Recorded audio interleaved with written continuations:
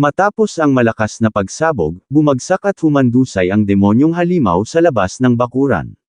Sa mga huling sandali nito, pilit itong nagsalita, sinasabing hindi raw patas ang lahat, kung sana ay hindi nito dinala ang batang iyon, at kung sana ay hindi na lamang umiiral si Junho. Hindi pa nito natatapos ang sasabihin ng isang malakas na atake ang biglang tumama rito. Si Garth ang sumugod. Sa tindi ng kanyang galit, namumula ang kanyang mga mata habang walang tigil niyang pinaghahampas ang halimaw. Paulit-ulit niya itong inaatake na tila inilalabas ang lahat ng kanyang hinanakit.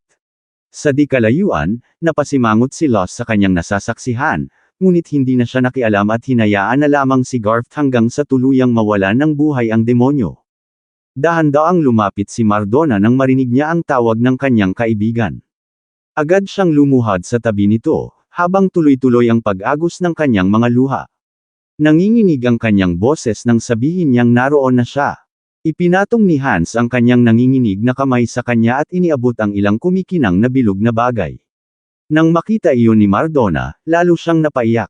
Sa kabila ng kanyang kalagayan, ngumiti si Hans, bagaman may bakas ng lungkot at luha sa kanyang mga mata. Nagpasalamat siya kay Mardona para sa lahat, bilang kanyang mahal na kaibigan. Ilang sandali lamang ang lumipas, unti-unting nawalan ng lakas ang kanyang katawan hanggang sa tuluyan niyang binitawan ang kamay ni Mardona. Napahagulhol si Mardona, mahigpit na yakap ang katawan ni Hans habang hindi mapigilan ang kanyang pag-iyak. Lumipas ang ilang oras. Sa harap ng mansyon ni Mardona, taos-puso siyang nagpasalamat sa kanila sa paghahanap sa kanyang kaibigan. Napatingin si Junho sa kanya at napansin ang kanyang kalagayan. Mahinahon siyang nagsalita at tinanong kung may matutuluyan ba siya, dahil tila hindi ito gaanong nakakaangat sa buhay. Nagulat si Mardona sa tanong. Sa likuran ni Junho, nagbubulungan sina Garth at Lost. Kunwaring namamangha si Lost, sinasabing may mahiwagang pouch na nga, at ngayon ay isang inosenteng dalagang mula sa marangal na pamilya. Ayon pa sa kanya, puno raw ng sorpresa ang kanilang pinuno. Nagpatuloy ang kanilang pagbubulungan hanggang sa mapansin iyon ni Junho at bahagyang Manes. Ibinalik niya ang kanyang pansin kay Mardona. Iniabot niya ang kanyang kamay at mahinahong inalok na manatili na lamang ito sa kanyang tavern. Nahihiyang ngumiti si Mardona at itinuro ang kanyang mansyon, sinasabing hindi na kailangan dahil nakatayo pa iyon. Ngunit sa mismong sandaling iyon, isang malaking bitek ang lumitaw sa gusali. Bago pa siya makapagsalita muli, narinig niya ang napakalakas na pagbagsak.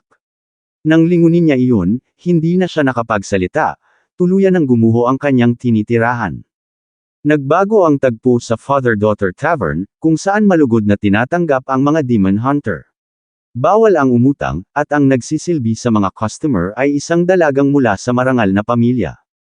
Masigla ang loob ng mga customer. May isang babaeng malakas na sumisigaw, nagtatanong kung nasaan na ang kanyang pagkain. Habang masaya ang karamihan, si Mardona naman ay abalang-abala sa pagsisilbi. Halata sa kanyang mukha ang pagod at pagkahilo sa dami ng kanyang ginagawa. Sa inis, napakagat siya sa kanyang mga ngipin at mariing sinabi na siya ang tagapagmana ng House Terna. Napansin ni Lost ang kanyang nanginginig at nakakuyom na kamay, at tila lalo pa siyang natuwa.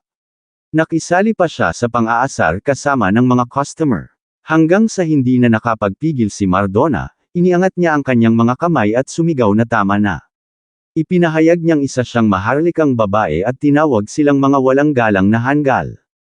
Sa kabila ng galit ni Mardona, lalo lamang natuwa ang babaeng customer at sinabing iyon ang dahilan kung bakit araw-araw siyang bumabalik doon. Nag-thumbs up si Lost. Aliw na aliw sa nangyayari, ngunit biglang nagbago ang kanyang ekspresyon. Naramdaman niya ang presensya sa kanyang likuran. Paglingon niya, nakita niya si Balder. Naiinis siyang nagtanong kung bakit pa ito naroon at sinasabing sinisira lamang nito ang magandang mood.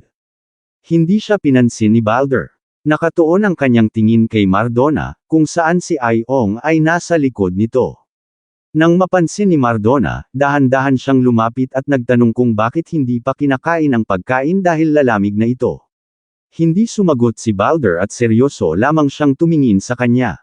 Dahil dito, bahagyang kinabahan si Mardona at nagtanong kung may problema ba sa pagkain. Lalong tumulim ang tingin ni Balder, kaya pilit nang ngumiti si Mardona, kahit halatang naiiyak na at pinagpapawisan. Sa sandaling iyon, biglang tumawa si Iong mula sa kanyang likuran. Agad na nagbago ang ekspresyon ni Balder habang tinitigan ang masayang ngiti ng bata. Dahil dito, binuhat ni Mardona si Iong at iniharap kay Balder, bahagyang iniikot ang bata habang sinusundan ito ng tingin ng lalaki. Doon siya nakaisip ng paraan at pilit niyang inaalok si Iong kay Balder. Sa mga oras ding iyon, nagkukubli si Lost sa may pintuan. Pabulong siyang nagtanong kung kailan pa nagsimulang pumunta roon ng madalas ang lalaking iyon. Sumagot si Garth na marahil ay mga 1 linggo na. Tinanong pa niya si Lost kung bakit ganoon na lamang ang galit nito kay Balder, gayong pareho naman silang mangangaso. Sumagot si Lost na iyon ang pinakamasamang guro na naranasan niya noong bata pa siya. Dagdag pa niya, isa rin itong masamang ama at pinakamasamang dating karelasyon. Nagulat si Garth at nagtanong kung totoo iyon. Sagot ni Lost, oo, at higit pa roon. Ilang sandali silang natahimik bago napansin ni Garth na tila may hindi tama sa pinagsamang mga salitang iyon. Ipinaliwanag ni Lost na marahil ay mas tamang tawagin itong tagapag-alaga, dahil kinuha siya nito noong bata pa siya. Simula noon, magkasama silang nanirahan at tinuruan siya nitong manghuli ng mga demonyo sa mahabang panahon. Muling naguluhan si Garth, lalo na sa ideya ng pagiging dating karelasyon habang magkasama silang nakatira. Kaya tinanong niya kung ilang taon na si Balder. Sagot ni Lost, hindi niya alam, dahil hindi nagbabago ang itsura nito mula noon hanggang ngayon. Bigla niyang binago ang usapan. Malakas niyang pinisil ang pisngi ni Garth at mariing pinagsabihan na balang araw, magkakaroon din ito ng karelasyon. At kapag dumating ang oras na iyon, huwag na huwag itong magiging masama sa magiging partner nito. Dahil kapag nasakta ng isang sensitibong puso, habang buhay ang peklat. Pagkatapos, binitawan niya ang pisngi ni Garth at umalis. Habang hawak ni Garth ang namumulang pisngi, pabulong niyang sinabi na kaya naman niyang alagaan si Lost ng maayos. Ngunit bago pa siya tuluyang makabawi, biglang bumukas ang pinto sa kanyang likuran. Takot na sumigaw si Mardona, tinatawag siya. Sinabi nitong may sakuna, may 10 customer na sabay-sabay umorder, at iba-iba pa ang kanilang mga pagkain. Nag-aalala siyang sinabi na 2 lang ang kanyang mga kamay at hindi niya alam ang gagawin. Sandaling natulala si Mardona nang makita niyang ikinuyom ni Garth ang kanyang kamao, nanginginig sa pagpipigil ng emosyon. Pagkatapos ay sumigaw ito, galit na nagtatanong kung nasaan si Junho sa oras na kailangan nila ito. Ngunit wala na silang ibang magagawa. Kaya nagsimula silang magluto. Nagtulungan silang 2 sa paghahanda ng iba't ibang putahe. Maging si Balder ay napahinto at naguluhan sa kanyang nasasaksihan habang buhat si Iong. Samantala, napatingin si Lost sa 2 at napansin ang kaguluhan sa loob. Sa kabila nito, napaisip siya kung ano na kaya ang ginagawa ni Junho, at kung bakit nito iniwan ang lugar sa kanila sa loob ng 1 buong linggo. Sa loob ng silid ni Junho, tahimik ang paligid.